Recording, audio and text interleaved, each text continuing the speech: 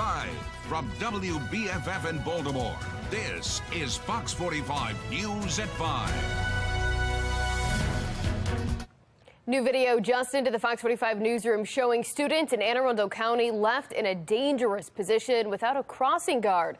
It shows two students trying to cross the street next to Crofton Middle School as a car has to slam on its brakes. Well, parents are coming forward right now expressing concern this could lead to a disaster. I'm Kai Jackson. And I'm Mackenzie Frost. Mayor Bubala has the night off. Our top story right now in a city in crisis. The Department of Public Works is issuing a boil water advisory for parts of West Baltimore and beyond after an E. coli was found in the drinking water. Amy Simpson is demanding answers from DPW. She will join us live with the latest in just a few moments. But first, we have some storms moving through the area this Labor Day. Yeah, let's get a check with meteorologist Jonathan Myers for our first look at the forecast. Jonathan?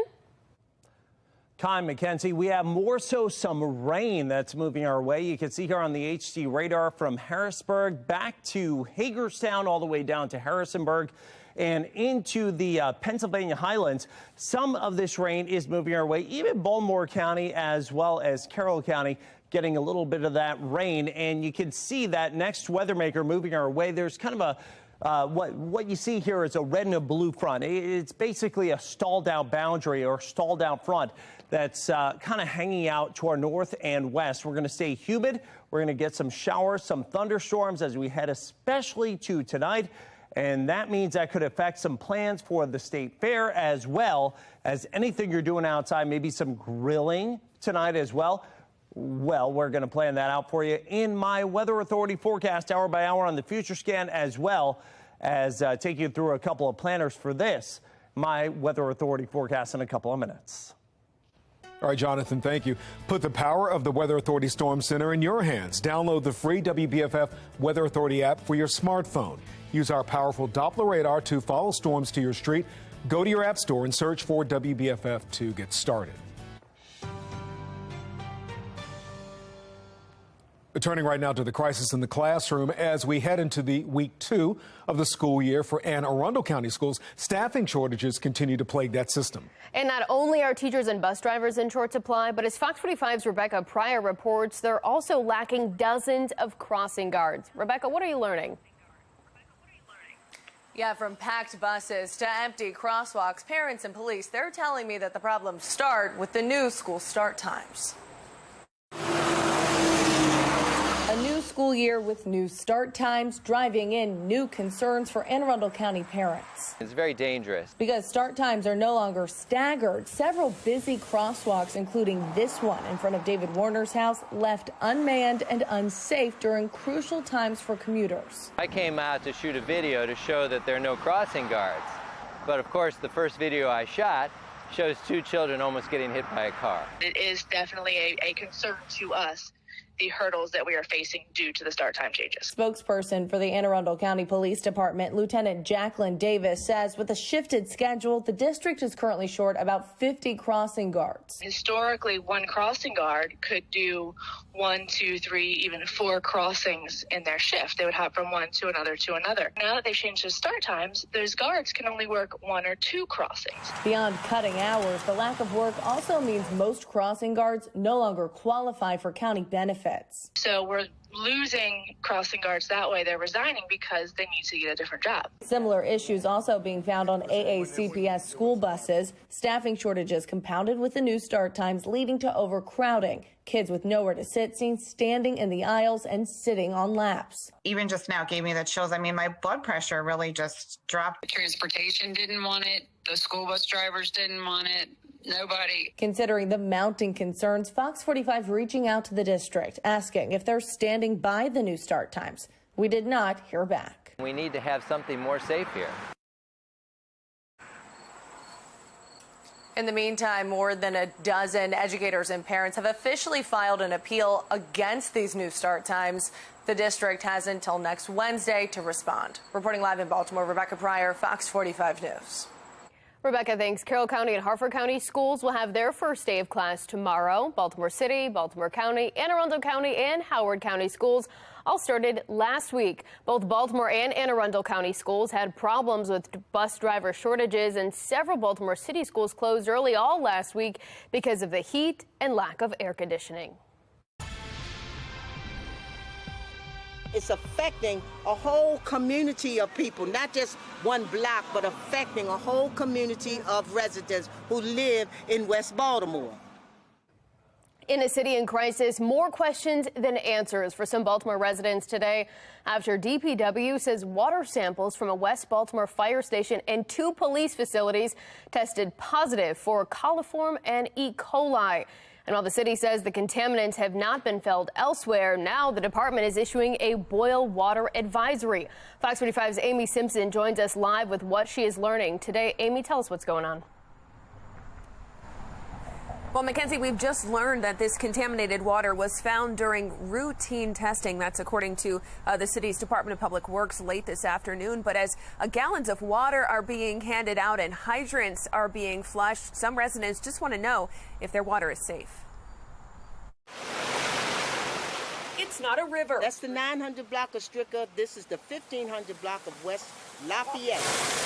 But a cascade of questions about water quality from residents in West Baltimore. It's affecting a whole community of people, not just one block, but affecting a whole community of residents who live in West Baltimore. On this Labor Day, also a city holiday. Baltimore DPW posting a series of tweets around 7:45 this morning. Those posts say coliform and E. coli were found in water samples from the Engine 8 fire station and 2 Baltimore police facilities. DPW said systems are being flushed, like this hydrant outside of Engine 8. Something is wrong with the water. But as a precaution, in the neighborhood. The city also said it's sampling water in the surrounding community. And instead of directly establishing a water boil advisory, DPW tweeted, quote, residents may want to consider boiling any water used from faucets. I'm not drinking it. I don't really drink faucet water anyway. This woman in Sandtown, Winchester, unaware of the possible water contamination until a DPW worker went door to door with this emergency notification around lunchtime. So you can't live without water. We're allowed with 1 gallon. Oh, that's what they told One bottle, yeah, 1 bottle. More city workers set up at the corner of North Calhoun and West Lafayette to hand out jugs of water. Passing it out. And that 1 gallon of water is not going to cut it for people in the household. So 1 gallon of water is not going to work. Neighbors also voicing concerns about vulnerable community members. Let's do right by the people that serve and pay taxes in the community, and the seniors and the young people. Now, what about the school tomorrow? President of the Baltimore Fire Union says they learned of possible contamination yesterday afternoon, and nobody from Engine 8 has reported getting sick. This hydrant at North Arlington and Riggs Avenue also being flushed today. It's crazy that they didn't let us know yet. They just been flushing it. This man also unaware of why, but tells Fox 45 News kids were playing in the open hydrant just yesterday. Now, DPW, after sending out those tweets at 7:45 this morning, promised frequent updates, though they remained silent for more than 8 hours today. Just within the last 30 minutes, DPW did officially announce that a precautionary boil water advisory, which does extend beyond West Baltimore into some of the surrounding counties. They do say it is a precaution. And earlier this afternoon, we also received a statement from the mayor's office saying that safe water is a necessity for all residents. DPW has been directed to resolve this expeditiously, and the mayor also acknowledging the concerns of residents, mentioning the water challenges faced in other U.S. cities. Reporting live tonight, Amy Simpson, Fox 45 News. Amy, thank you. 9th District Councilman John Bullock just tweeted after being quiet for most of the day, saying, quote, and let's take a look at it here. We understand and share the widespread frustration due to limited communication regarding this potential health hazard. Here, Councilman Yitzi Schleifer says another case of complete lack of adequate communication from DPW. Every home in the area should have received a note on their door overnight and a robocall. And this one coming from Zeke Cohen, the councilman. He's saying, paging Baltimore DPW, please provide more information for residents, namely Is the possible contamination limited to District 9, or could it spread to other areas? Fox 45 will stay on top of this. Now, that brings us to our question of the day. Are city leaders doing enough to hold DPW accountable for its mistakes? So far, 100% of those who voted say no. We'd like to hear from you. Make your voice heard by going to foxbaltimore.com/vote and click on the Pulse tab. Merville High School in Baltimore City out with a plan to transition students back to school this week following the deadly shooting on school grounds Friday. Staff will return tomorrow and students are invited to a lunch starting at 11 in the morning. Each grade will return on Wednesday at staggered times. That shooting happened on Friday, and we've learned a lot since then, including the victim's identity, 17-year-old Jeremiah Brogdon. The junior was a football player, and police say he was shot and killed right at dismissal. Merville High School offered grief and support services all weekend, and that will continue tomorrow. We're also learning more about the suspect. Police say he is a 17-year-old student who attended a different high school. He's now charged with first-degree murder. Fox 45 News is not identifying him because of his age. Police say school police officers were able to catch that suspect quickly, but one community activist says city leaders, they need to do more.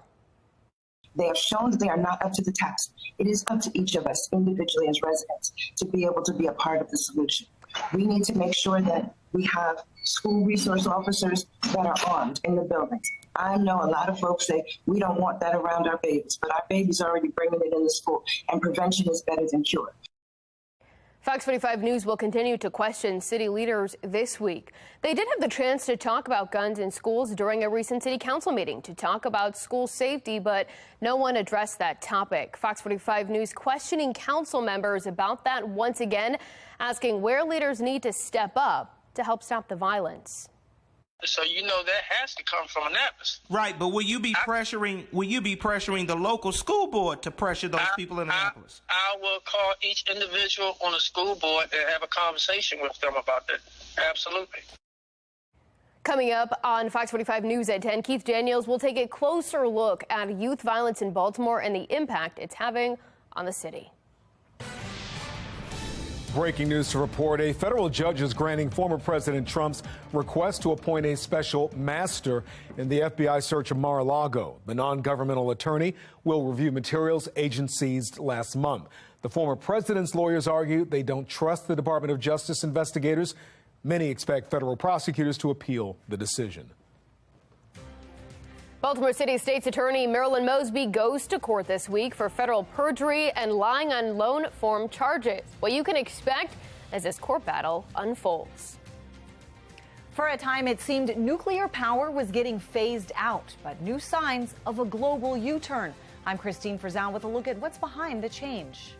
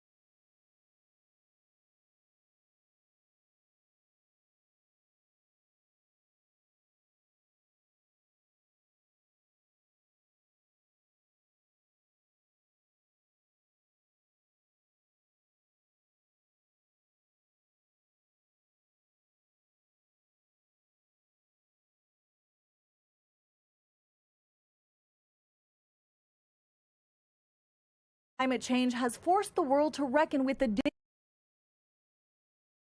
dangers of coal. Many are interested in climate, many are interested in energy security. So you sort of get people to nuclear for different reasons, but you get them. Maria Korsnick, who heads the Nuclear Energy Institute, says the pivot is occurring on labeling nuclear energy as a green investment. While about 70% of energy in France is nuclear, Germany has led the way in shutting it down. Until now, with some signs it's considering a U-turn, especially with Russia's Gazprom set to cut supply soon, and much of the world wanting to punish Russia for its war in Ukraine. Here in the United States, a strategic shift as well. The just-passed Inflation Reduction Act is full of benefits for the industry, including tax credits for nuclear power plants and clean energy production. Still, experts say major changes will not be seen for years. Nuclear power plant cannot build themselves overnight, and you literally cannot finish building it up and put it into use for at least 10 years. Critics continue to speak out about the dangers of nuclear, with concerns rising right now in Ukraine around violence near Europe's biggest nuclear plant and the lasting effects of nuclear disasters, like the one at the Fukushima plant in Japan in 2011. Chernobyl was kind of a long time ago. Fukushima Daiichi was not.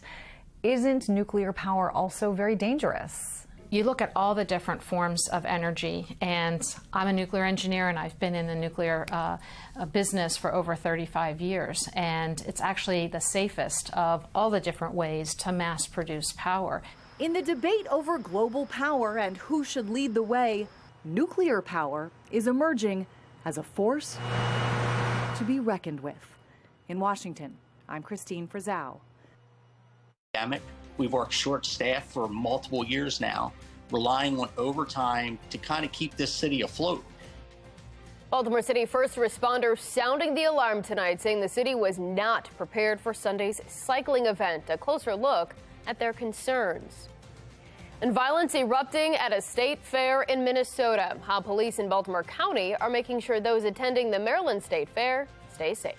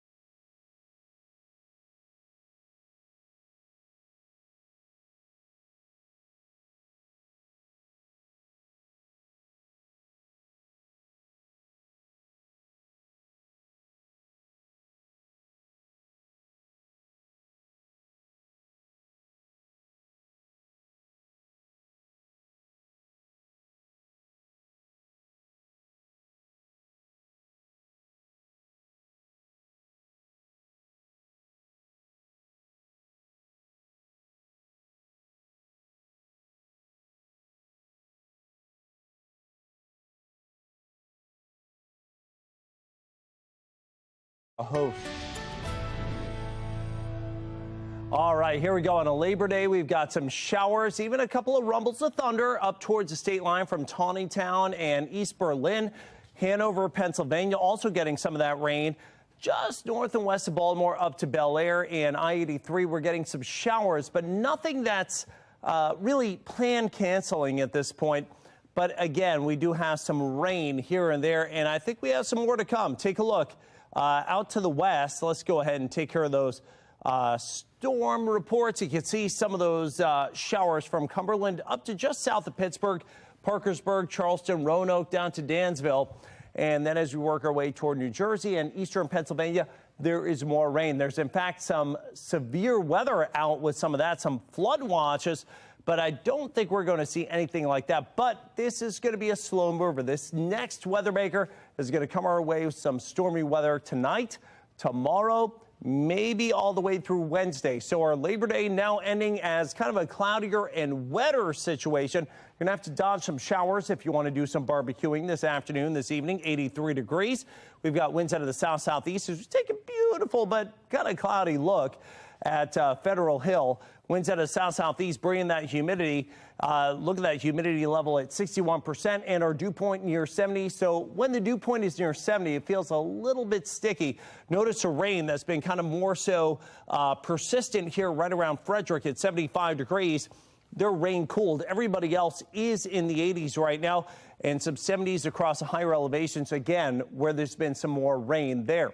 Now, out in the tropics, we have Danielle. This is going to go off into the northern Atlantic. Should not be a problem for anybody. And then another one that actually looks like that. It's just going to be a fish storm here.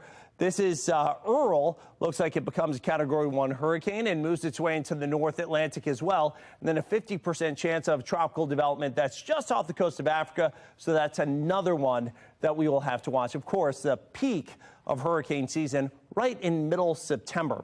Now, take a look here on the future scan overnight into tomorrow. There's that rain if you're going back to work, back to school tomorrow. Looks kind of wet in the morning, but I think in the afternoon we may get a little bit of a break. But yeah, I think we're still going to be dealing with this slow moving system as we move into Wednesday as well. High 77. And then as we work through Thursday, Friday, Saturday, drying out, temperatures in the low to mid 80s. Nice days there.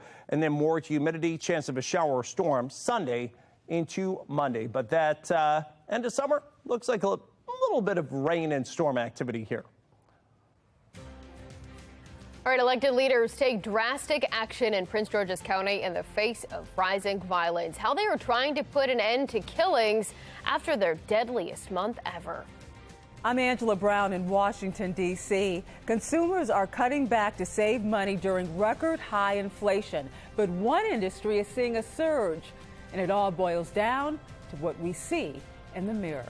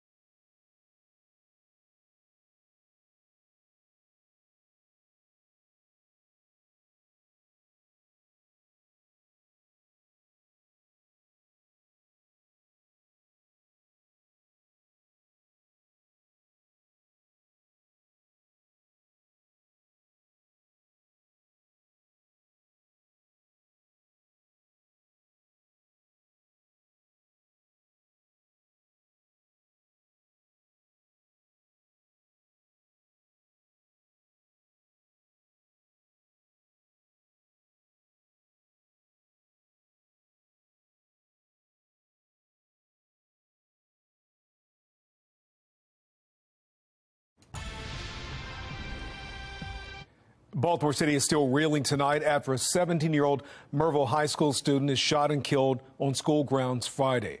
Now another 17-year-old is in custody in connection with the murder. Experts continue to warn Baltimore is on track to see its deadliest year in history, while the police department is still hundreds of officers short. Well, now the Baltimore Police Union is calling out the city of Baltimore, saying it wasn't prepared for this weekend's cycling classic, forcing officers to work overtime. Rael Creighton reports on the FOP's concerns. Labor Day weekend full of big events as hundreds of cyclists, thousands of spectators descend on Baltimore for the Maryland Cycling Classic. Also, possibly part of the tipping point for Baltimore City police officers. President Mark Mancuso of Baltimore's FOP, the union, firing off this letter Saturday, saying the city failed to properly prepare for its holiday weekend event, canceling days off and forcing overtime on officers with little notice, promising they will file a grievance. We both back President Mancuso in his letter. Public safety is a serious thing. Rich Langford and Josh Fannin are both also union presidents for Baltimore City firefighters and fire officers, not connected to the police department, but say they share the same problem: staffing. If we don't have enough personnel on duty to staff the equipment with the minimum staffing that we need, then we have no choice but to shut down apparatus, which does create a public safety concern. Both men say the pace of hiring has not kept up with attrition, retirements, resignations across agencies. We've worked short staff for multiple years now, relying on overtime to kind of keep this city afloat. And along with the police department, I think we're kind of at the end of that rope now. Fox 45 News reached out to Police Union President Mancuso. We did not hear back, but a spokesperson for the mayor sending us this in response to his letter, saying in part, we are aware of the concerns raised by the union and as always are appreciative of the time and sacrifices made by police officers who serve and protect the city of Baltimore. And went on to say Mayor Scott and his administration will continue to review our special events planning process. This is not just a problem on the weekends. This is an everyday problem. We need to figure a way to solve it. And this is not the only thing the Baltimore Police Department has used overtime on. Last month, Fox 45 News learned the department is giving overtime to officers to watch corners where squeegee kids are known to gather. The police commissioner has said the plan is not sustainable, while the mayor is defending that move.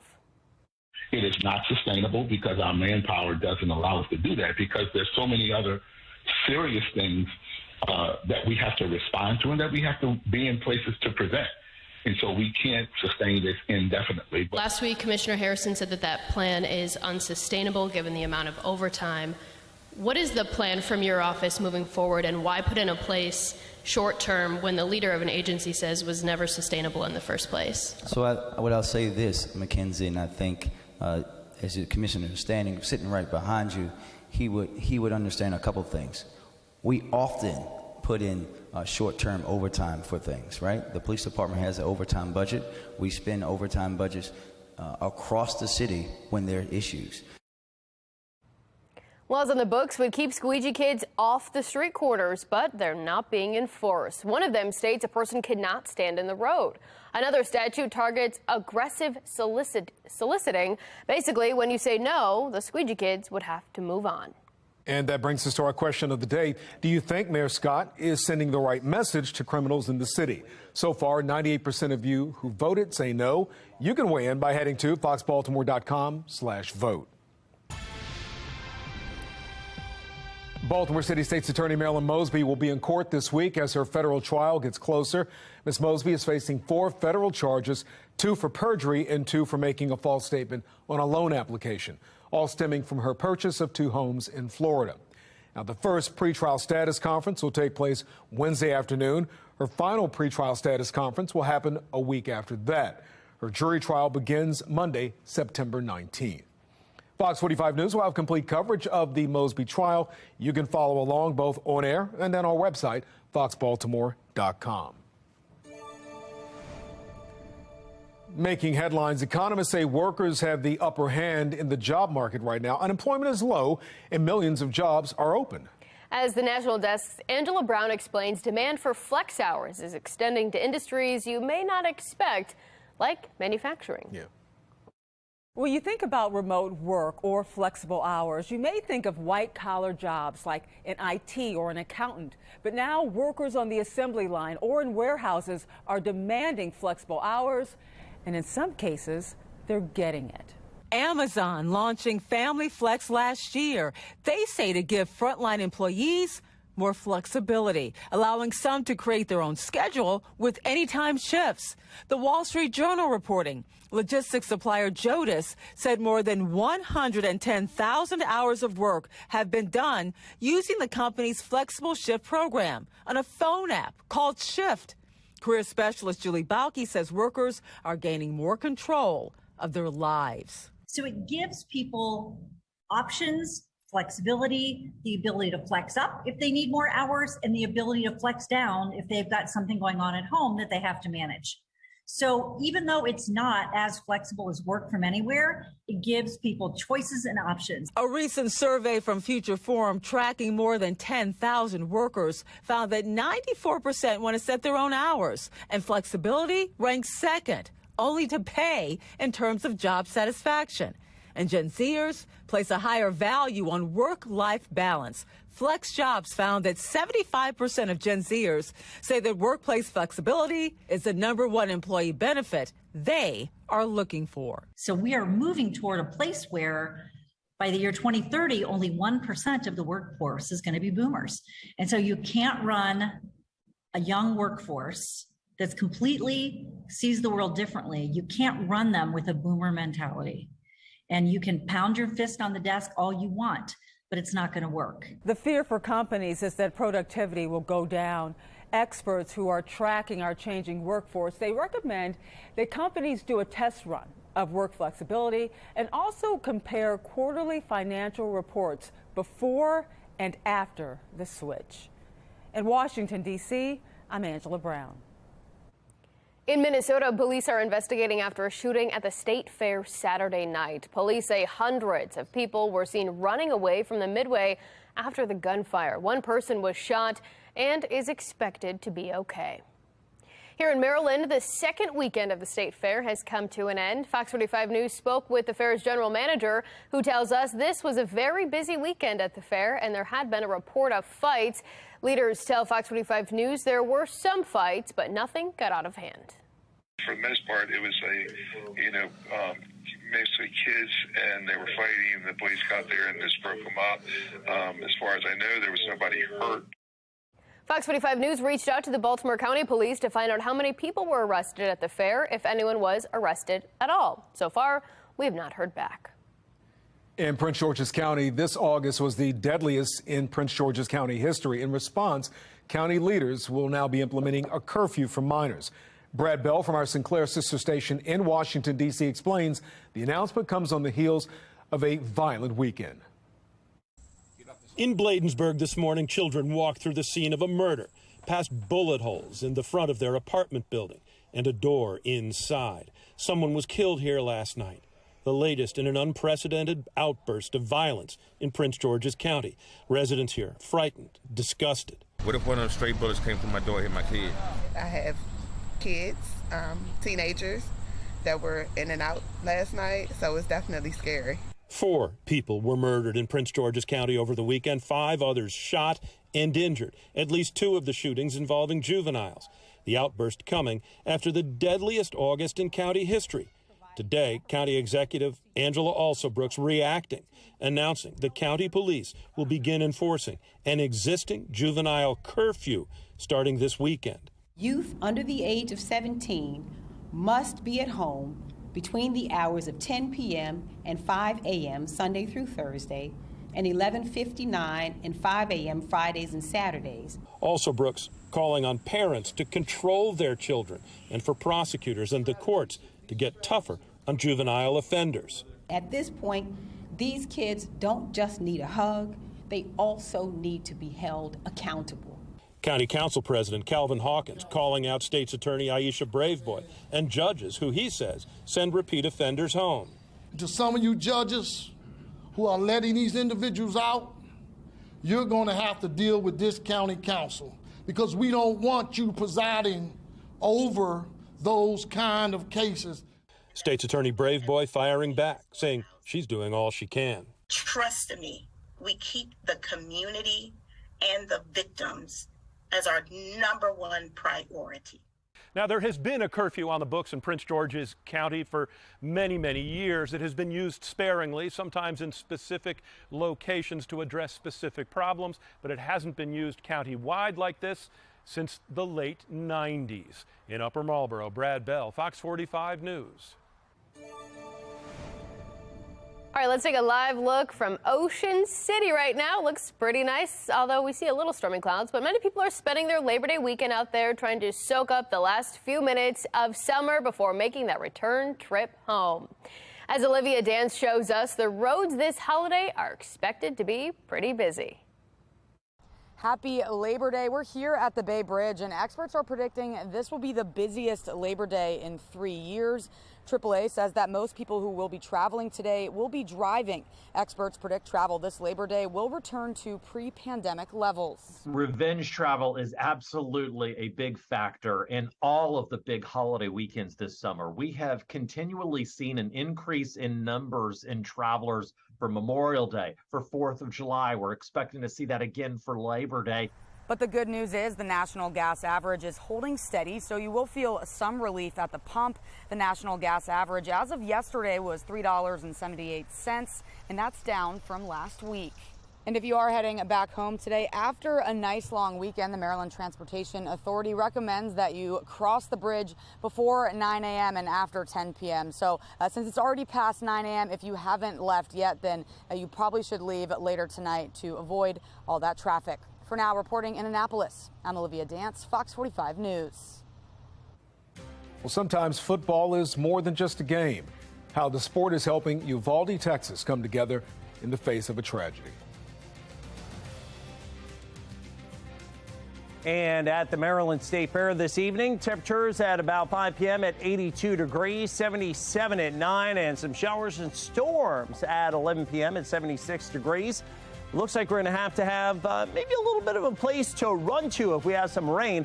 I'm going to let you know when things are going to clear up and turn less humid. My Weather Authority forecast.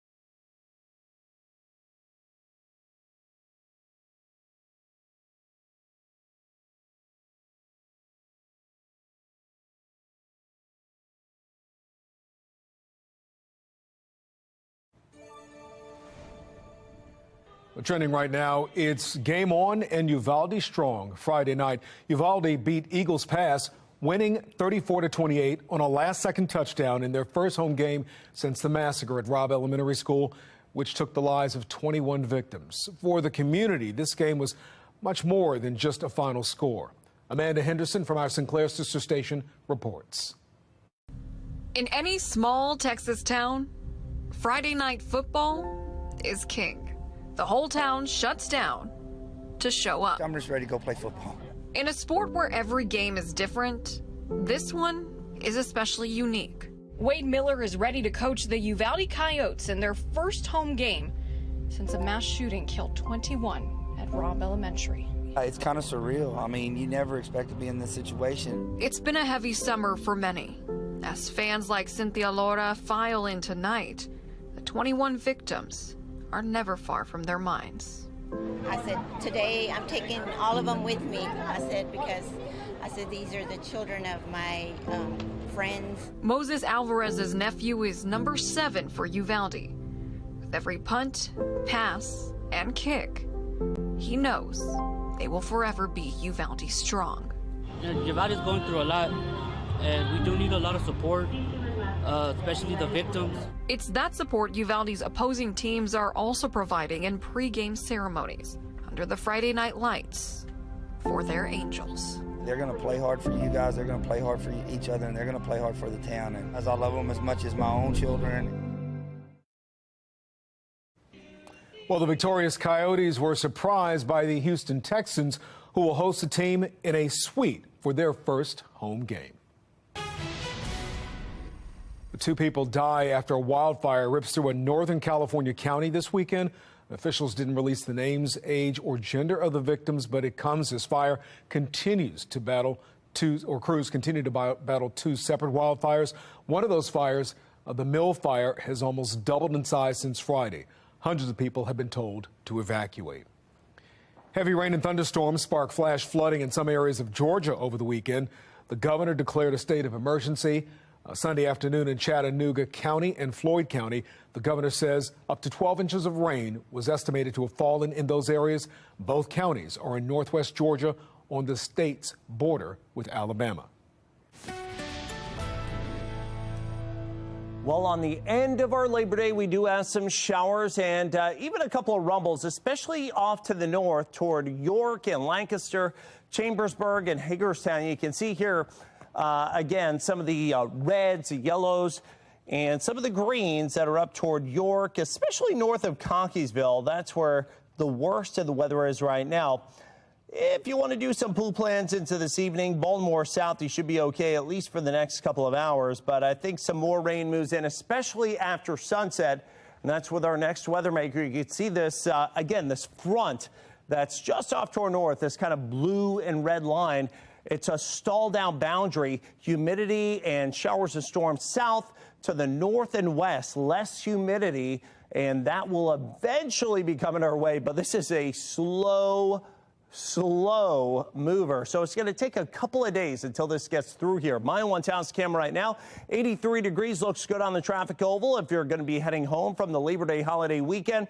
Although we do have the clouds, winds out of the south-southeast at about 5 to 10. Dew points are high at about 65, 70 degrees. So anything you're doing outside, maybe a cookout or maybe if we're going to be just going to the pool this evening, you're still going to be dealing with some high humidity. Temperatures in the 70s and 80s, especially west as you head out toward Deep Creek Lake, Hagerstown, north and west into Pennsylvania and down into western Maryland.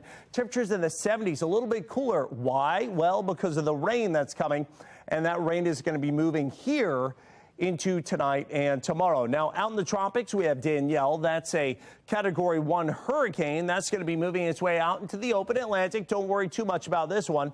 Eventually becomes a tropical storm over cooler waters. And then, of course, there's Earl that is going to be moving its way to the north and likely going to be missing portions of Bermuda. That will also probably become a Category 1 hurricane. So finally, things are becoming a little more active in the tropics. And then there's also this 50% chance of development over the eastern central Atlantic. That's something that we're going to have to watch over the next several days as well. So let's go ahead and take a look at the future scan for the overnight into tomorrow morning. If you're going to be doing some grilling by about 9, 10 o'clock, there are your showers. And again, showers and storms probably start to move through really, I think, after about 10, 11 o'clock through the morning commute tomorrow as we head back to work on that shortened work week. And then tomorrow, temperatures likely only getting to the low and mid 80s. I mean, it's still warm. It's still going to be humid, but there could be some scattered showers, maybe a rumble here and there. And I think the next several days, at least the next couple of days, we'll say, going to be kind of unsettled. Showers, thunderstorms tomorrow, 82 degrees, 77 on Wednesday, some scattered showers left over. I think those taper later in the afternoon. By Thursday, a better day, 81, 84, less humidity too on Saturday. And I think some more showers could arrive by Sunday into Monday.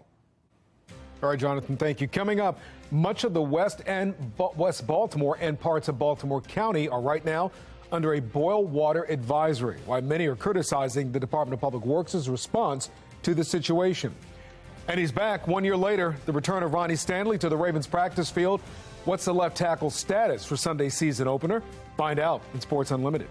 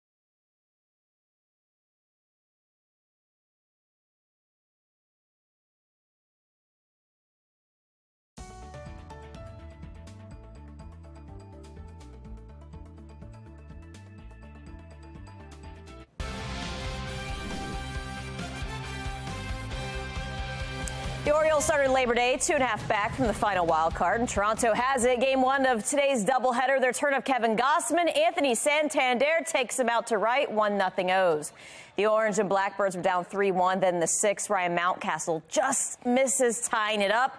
Settles for the double and bringing Adley Rutschman home. 3-2 ball game. But Toronto adds plenty of late insurance in the 8th and 9th. 3 runs off DL Hall. O's fall 7-3, now 3.5 back, and they are currently losing in Game 2. Week 1 has finally arrived on the practice field for the Ravens. We are 6 days away from a full slate of NFL games on a Sunday. One of those, the Ravens at the Jets. Today's practice marked a first in nearly a year Left tackle Ronnie Stanley on the field in front of media eyes and cameras. We've heard for days he's been doing some work, but today on the field for Week 1 preps. Stanley has played in only 7 games in the past 2 seasons after multiple ankle surgeries. This is a big step, but it's only a step, and his game status is still up in the air for the start of the season.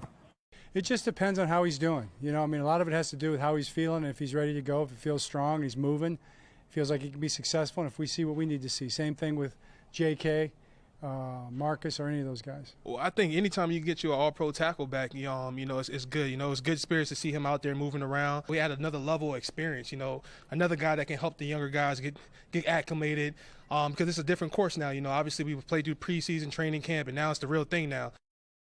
Ravens are preparing for 2 Jets quarterbacks, either Zach Wilson or Joe Flacco, his reunion. When New York plans to name its starter, that's tonight when Sports Unlimited continues. All right, Morgan, thank you. Coming up on Fox 45 News at 6 o'clock, we're following the shooting at Merville High School on Friday, how school leaders are providing resources for students who are dealing with this traumatic event. And staffing issues lead to a dangerous situation in Anne Arundel County, why parents are demanding changes.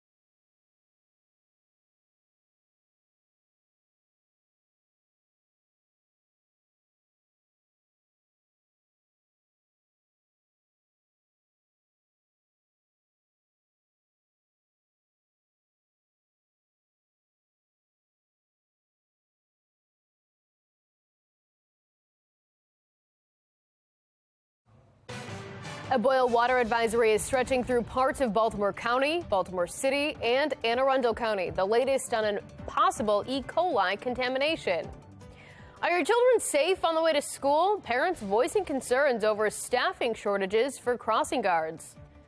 New developments in the investigation into documents taken from former President Donald Trump's Mar-A-Lago estate. What a special master means for the FBI search. Live from WBFF in Baltimore, this is Fox 45 News at 6. Good evening, everyone. I'm Mackenzie Frost. Mary Bubala has the night off. The Fox 45 News at 6 starts right now with the exclusive Fox Track, your Baltimore Minute. A new school year with new start times, driving in new concerns for Anne Arundel County parents. It's very dangerous. Because start times are no longer staggered. Several busy crosswalks, including this one in front of David Warner's house, left unmanned and unsafe during crucial times for commuters. I came out to shoot a video to show that there are no crossing guards. AAA says that most people who will be traveling today will be driving Experts predict travel this Labor Day will return to pre-pandemic levels. Revenge travel is absolutely a big factor in all of the big holiday weekends this summer. We have continually seen an increase in numbers in travelers for Memorial Day, for 4th of July. We're expecting to see that again for Labor Day. It's not a river. That's the 900 block of Stricker. This is the 1500 block of West Lafayette. But a cascade of questions about water quality from residents in West Baltimore. It's affecting a whole community of people.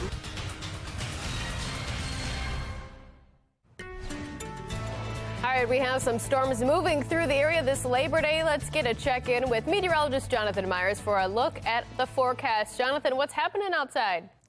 Well, Mackenzie, we do have a few showers that are around. Not a whole lot of lightning strikes, but still some downpours, probably if you're heading to Damascus as well as Gaithersburg and down towards Silver Spring. Now, if you work your way northbound into the Pennsylvania line, that's where you also have some rain. So if you're coming in from Deep Creek Lake or if you're coming in from the mountains of Pennsylvania, we do have some rain. Now, into the eastern shore as well as portions of the Delmarva. If you're going down the ocean or you're coming back from down the ocean, it should be okay for you until you get here to Baltimore westbound. That's where we do have some of that rain, and there is more where that came from. Let's go ahead and take a look on the HG radar.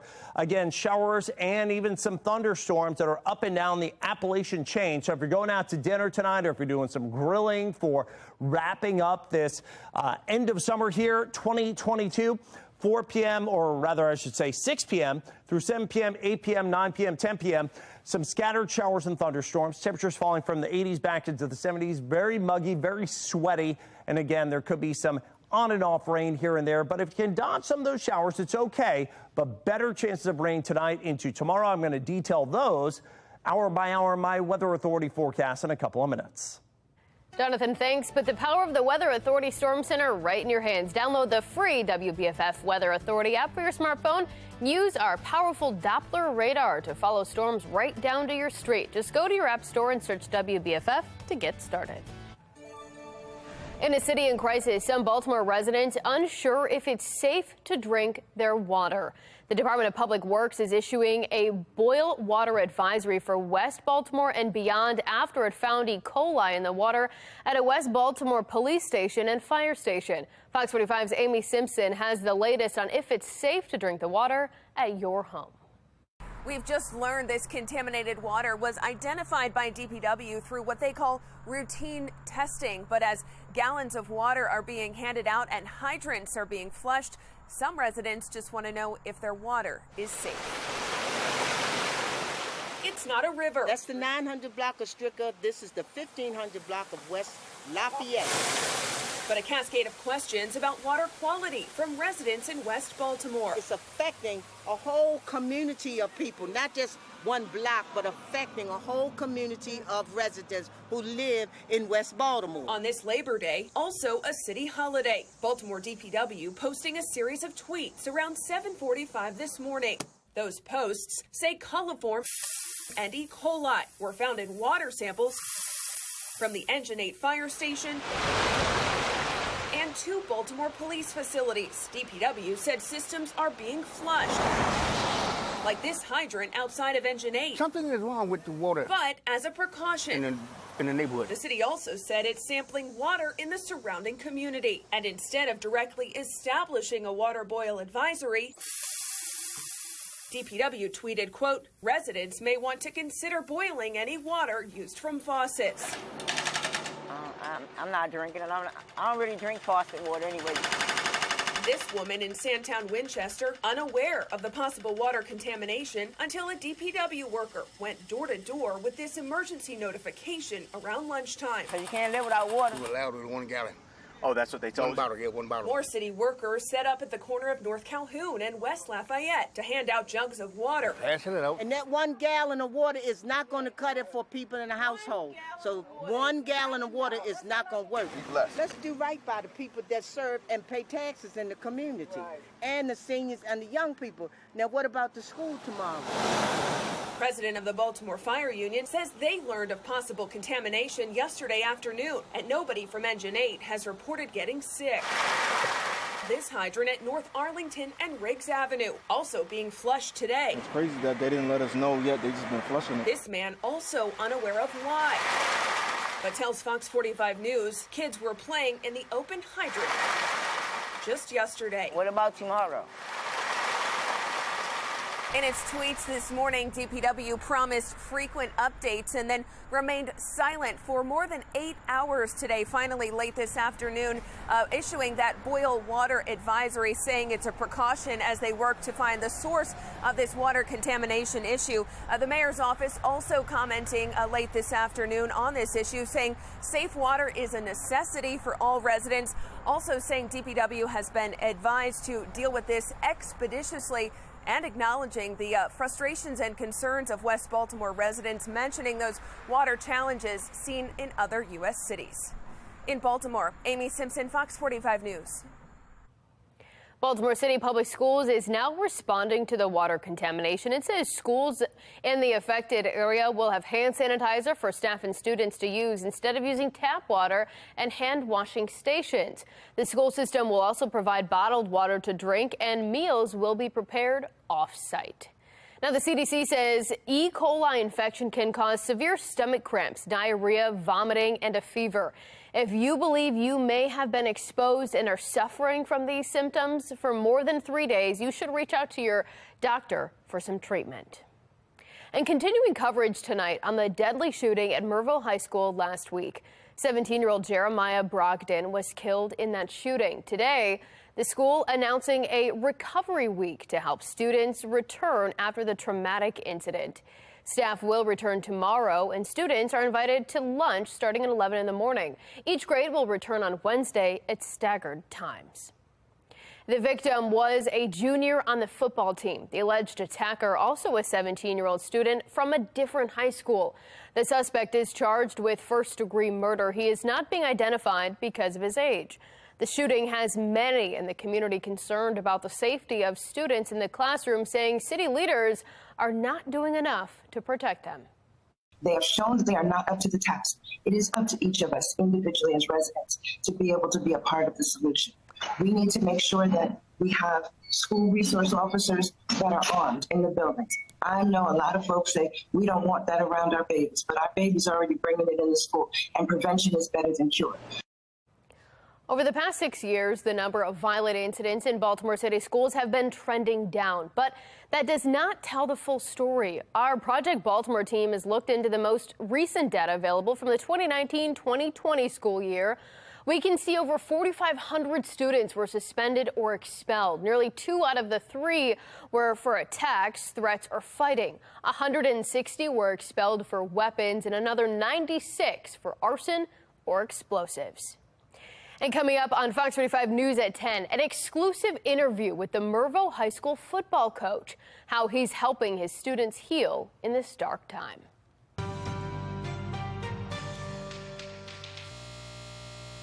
A crisis in the classroom, staffing shortages plaguing Anne Arundel County schools. The lack of crossing guards is putting students in danger. Fox 45's Rebecca Pryor is hearing from parents worried about what could happen to their students and children on the way to school. Yeah, from packed buses to empty crosswalks, parents and police, they're telling me that the problems start with the new school start times. A new school year with new start times, driving in new concerns for Anne Arundel County parents. It's very dangerous. Because start times are no longer staggered, several busy crosswalks, including this one in front of David Warner's house, left unmanned and unsafe during crucial times for commuters. I came out to shoot a video to show that there are no crossing guards. But of course, the first video I shot shows 2 children almost getting hit by a car. It is definitely a concern to us, the hurdles that we are facing due to the start time changes. Spokesperson for the Anne Arundel County Police Department, Lieutenant Jacqueline Davis, says with a shifted schedule, the district is currently short about 50 crossing guards. Historically, one crossing guard could do 1, 2, 3, even 4 crossings in their shift. They would hop from one to another to another. Now that they've changed the start times, those guards can only work 1 or 2 crossings. Beyond cutting hours, the lack of work also means most crossing guards no longer qualify for county benefits.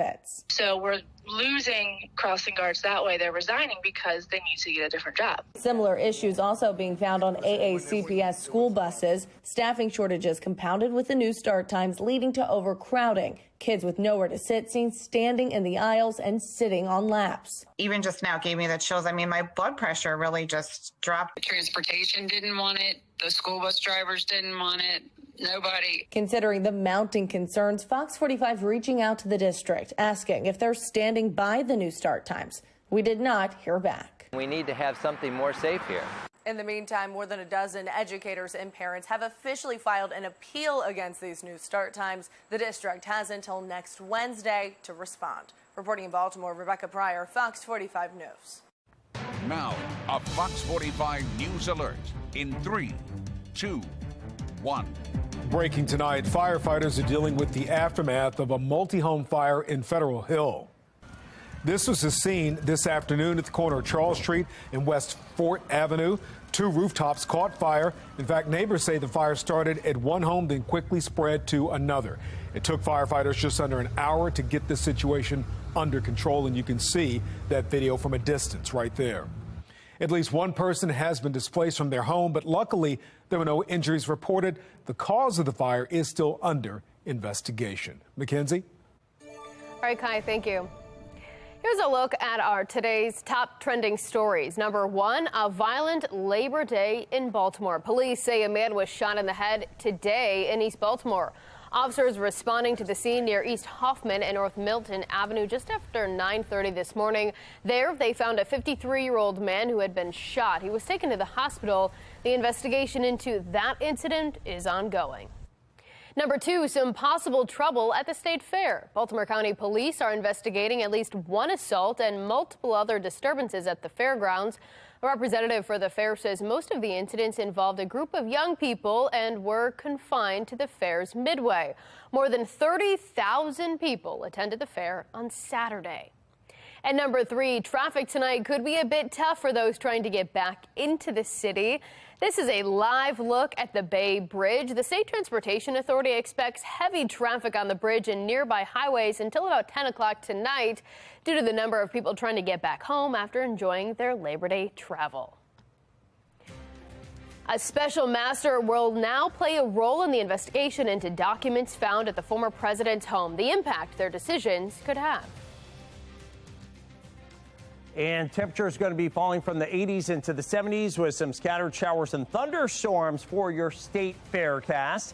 You're going to be heading out to the games here. I'm going to let you know when we're going to have some clearing and less humid weather coming our way in my Weather Authority forecast. Migrants are dying while trying to cross the border illegally. What some are saying can be done to reduce the number of attempts to cross.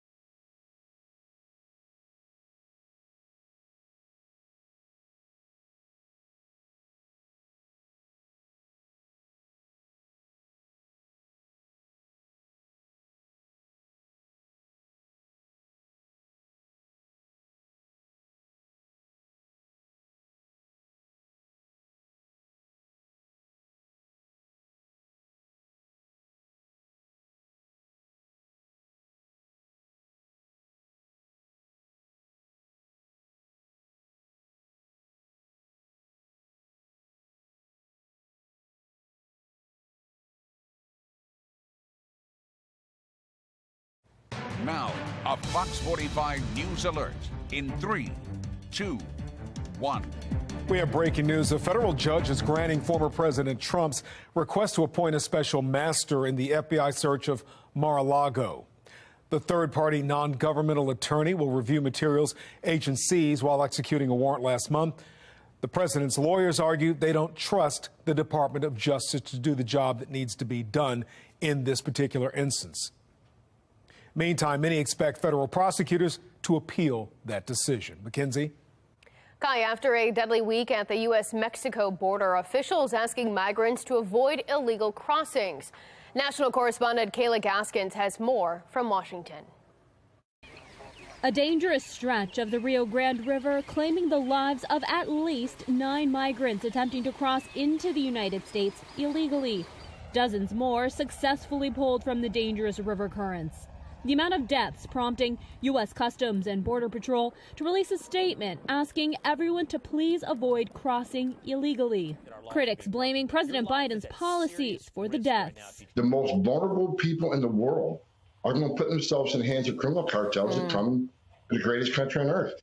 The first year of Biden's presidency saw a record 728 migrant deaths at the southern border. Former ICE Director Tom Homan saying death tolls have now reached 1,300, significantly higher than Trump or Obama. It's not like somebody walks over, and that's not how. Exactly what's happening. In an effort to get the president to pay attention to the crisis, Texas Governor Greg Abbott continues busing migrants to Washington, D.C., New York City, and most recently, Chicago. The big city mayors furious with the move, demanding federal assistance, even though they are sanctuary cities that have vowed to protect migrants. There could be a level of coordination and cooperation, but he chooses to do none of those things and instead tries to send human beings, not cargo, not freight, but human beings across the country to an uncertain destination. He is manufacturing a human crisis, and it makes no sense to me. With Republicans criticizing the Biden administration for not doing enough, the UN now dubbing the U.S.-Mexico border the deadliest land crossing in the world, with 2022 on track to be the deadliest year on record. In Washington, I'm Kayla Gaskins.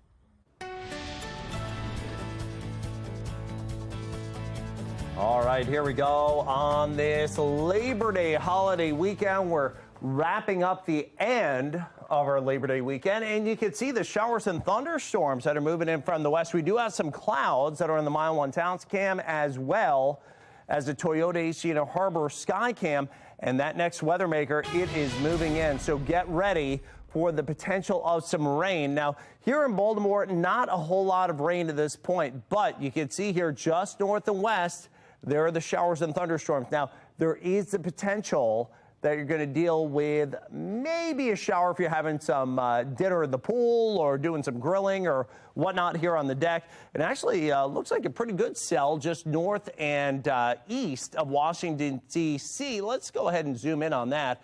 You can see here right there just south and east of Gaithersburg, just outside of our area. Some areas just north and west of Baltimore, north and west of the Beltway, going to get some rain out of that. But outside of that, yeah, today not as pretty as the past couple of days that we saw for Labor Day plans. And you see, this is part and parcel of this latest weather maker that's moving in. Shower storms down to our south and west, less humidity north and west of that. But here, yeah, the clouds, winds out of the south and east at 10 miles an hour, dew points in the 60s, so it's kind of sticky, kind of a little bit steamy, real summery feel. Temperatures in the 80s here in Baltimore, south and east, north and west. That's where that system is. A little bit closer to that is where the clouds and the rain is, and especially as you head toward Cumberland, Pittsburgh, Deep Creek Lake, temperatures right near 70 degrees. So that's where it's really just kind of a wreck of a day, if you will. And I think that's coming our way into tonight and tomorrow. Now, out in the tropics, we have Danielle. That's moving its way to the north and east. That could become a Category 1, maybe even a Category 2 hurricane, but that's just going to affect the fish. And then there's Earl also. That will be a Category 1 hurricane likely, but that also will be a fish storm. And then we've got a 50% chance of tropical development in the central Atlantic, but that's going to slide its way off into the open Atlantic. For now, that's something we'll watch for a little later, maybe 5 to 10 days from now. Around here overnight, there's your rain, some thunderstorms into tomorrow morning, and then some clouds for tomorrow. Your exclusive 10-day forecast will let you know when it clears out in just a couple of minutes. Weather Window, presented by the National Weather Desk. Have you ever seen clouds that look like these? Or have you ever seen rain on radar but nothing actually reaching the ground? Well, those are both examples of virga. Virga happens when it starts raining, but there's a layer of dry air at the surface, so the rain starts to evaporate before it even reaches the ground. So these streaks that you see right here is actually precipitation. Could be rainfall or snowfall that's just evaporating before it hits the ground. Buy life-saving medication or put food on the table. A look into the dire choice facing people across the country.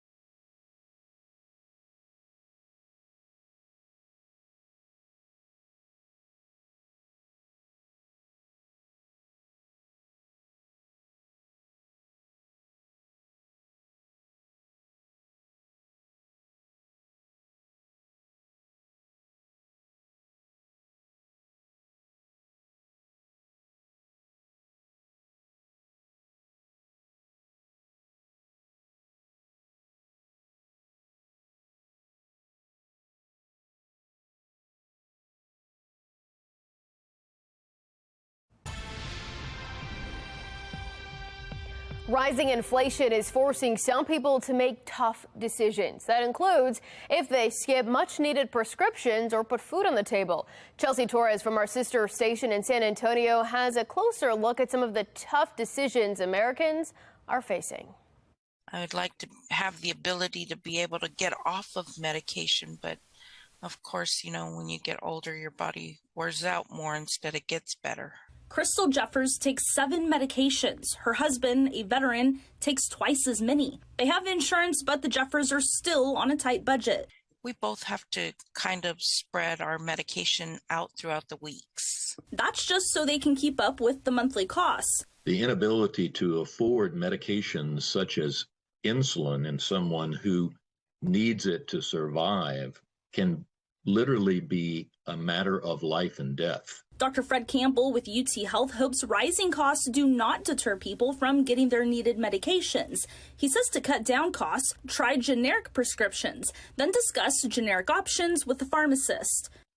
Could be involved in a generic program or a program that reduces the price of prescription brand name medications. Dr. Campbell says check with your insurance providers for any discounts on medication costs.